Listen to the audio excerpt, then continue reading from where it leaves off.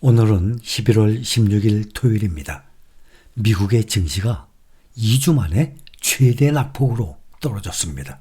어제의 하락에 이어서 오늘은 더 크게 떨어졌습니다. 지난주에 대선 당일부터 잘 달려온 미국 증시가 이제는 방전된 모습으로 이번 주 마지막 거래일에 크게 주저앉았습니다.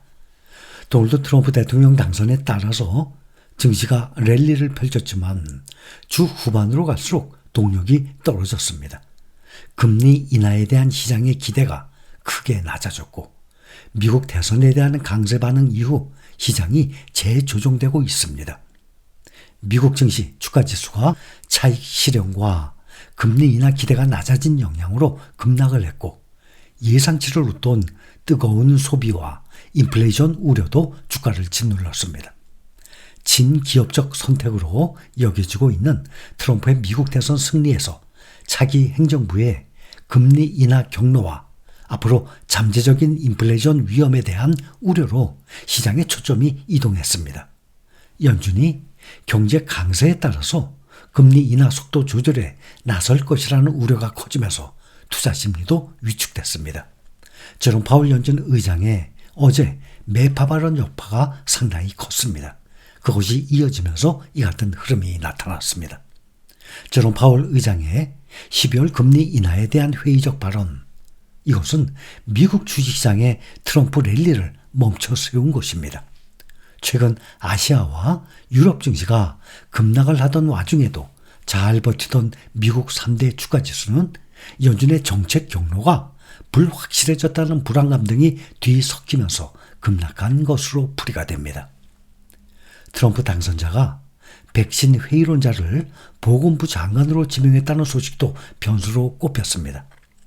오늘 발표된 미국의 10월 소매 판매가 호조를 보인 가운데 연준의 향후 금리 경로가 불투명하다는 평가 또한 나오고 있습니다. 기술주 위주의 나스닥과 S&P 500 지수가 2% 안팎 하락을 했고 대형주 30개 모임 다우지수도 300포인트 넘게 빠지면서 미국 대선 이후의 과열 거품을 걷어낸 모습입니다. 역사적으로 길게 보면 미국의 주식시장이 계속 상승할 것으로 기대를 하지만 그 상승이 오늘과 같은 변동성이 없이 직선적으로 우상향하는 길은 지구상에 어디에도 당연히 없습니다. 오늘 다우지수 0.7% 하락, S&P 500 지수는 1.32% 하락해서 5,870, 나스닥 종합지수는 2.24% 하락, 필라델피아 반도체가 크게 떨어졌습니다. 3.42% 하락해서 4,833입니다. S&P 500과 나스닥 지수는 9월 이후 최악의 일주일을 지금 기록했습니다. 주간 기준으로 보면 다우지수는 그나마 덜 빠졌습니다. 1% 하락, S&P 500은 2.2% 하락, 나스닥은 3.3% 각각 하락을 했습니다. 나스닥 종합지수는 4거래일 연속 하락 중이고 필라델피아 반도체 지수가 지금 6거래일째 하락 중입니다. 6일 전에 5,334에서 오늘 현재 4,833으로 6거래일 만에 10% 가까이 9.4%는 하락 중입니다. 7월 10일 필라델피아 반도체 최고치였습니다. 5,904 대비로는 지금 18.1% 크게 하락 중에 있습니다.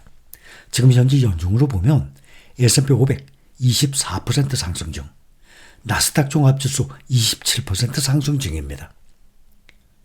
예년에 비해 보면 연평균 10몇 %씩 오르는 것이 평균인데 지금 거의 그거에 2배 오르고 있습니다. S&P 500이 24%, 나스닥 종합지수가 27%. 그런데 필라델피아 반도체가 예년에 보면은 이 정도면은 30%를 넘어갈 텐데 오늘 15.8%, 대표 SOXX ETF 기준으로 14% 상승 중에 있습니다. 제롬 파월 연준 의장의 어제 매파적 발언이 아주 컸습니다. 여전히 시장을 위축시키고 있습니다.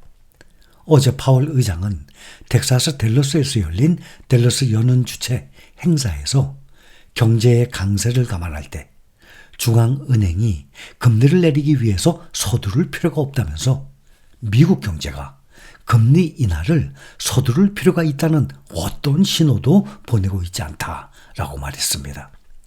파월의 이번 발언은 연준이 내달 열릴 FOMC에서 금리를 인하하지 않을 수도 있다는 입장으로 해석될 수 있는 것입니다. 어제 금리 인하를 서두를 필요가 전혀 없다고 발언한 제롬 파월 연준 의장에 이어서 오늘 공개 발언에 나선 연준 인사들도 신중론에 동참했습니다. 오늘 수잔 콜린스 보스턴 연방준비은행 총재는 다음 달 금리 인하가 확실하지 않다고 밝히면서 파월 의장의 발언에 힘을 실었습니다. 오스틴 구스비 시카고 연은 총재도 외신과의 인터뷰에서 앞으로 12, 18개월간 인플레이션이 우리의 목표치 2%를 향해 진전을 보이는 한 기준금리는 지금보다 더 많이 낮을 것이라고 말했지만 중립금리에 대한 의견이 일치되지 못한다면 금리 인하 속도를 늦추기 시작하는 게 합리적일 것이라고 말했습니다. 특히 트럼프 당선자가 로버트 케네디 주니어를 미국 보건복지부 장관으로 지명하겠다고 밝히면서 제약주들이 하락을 부추겼습니다. 오늘 암젠, 모더나 등의 대형 제약주들이 폭락을 하면서 다우와 S&P 500 지수에 부담이 됐습니다. S&P 500의 11개 주요 산업부문, 그중에서 정보기술이 2.5% 하락하면서 최대 낙폭을 나타냈습니다. 빅테크주 매그니피센트 세븐도 테슬라 한 종목 제외하고는 거의 모두 하락했습니다. AI 인공지능 대장주 엔비디아가 3%대 중반 하락했고 마이크로소프트도 3% 가까이 떨어졌고 메타 플랫폼은 4% 이상 떨어졌습니다. 애플이 1% 중반, 알파벳은 2%, 아마존이 4% 넘게 크게들 떨어졌습니다. 기술주들이 오늘 대체로 부진한 가운데 어제 급락했던 테슬라가 3% 이상 올랐습니다. 어제 테슬라는 트럼프 미국 대통령 당선자가 전기차 인센티브를 폐지한다는 소식에 5% 넘게 급락한 바 있습니다.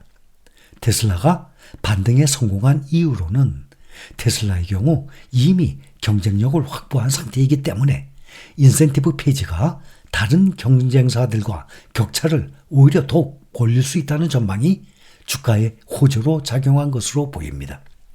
저가 매수세가 들어왔고 인플레이션 방지법에 따른 세액 공제가 사라지더라도 상대적으로 원가 경쟁이 있는 테슬라가 경쟁 우위에 있을 것이라는 평가가 작용한 것으로 보입니다.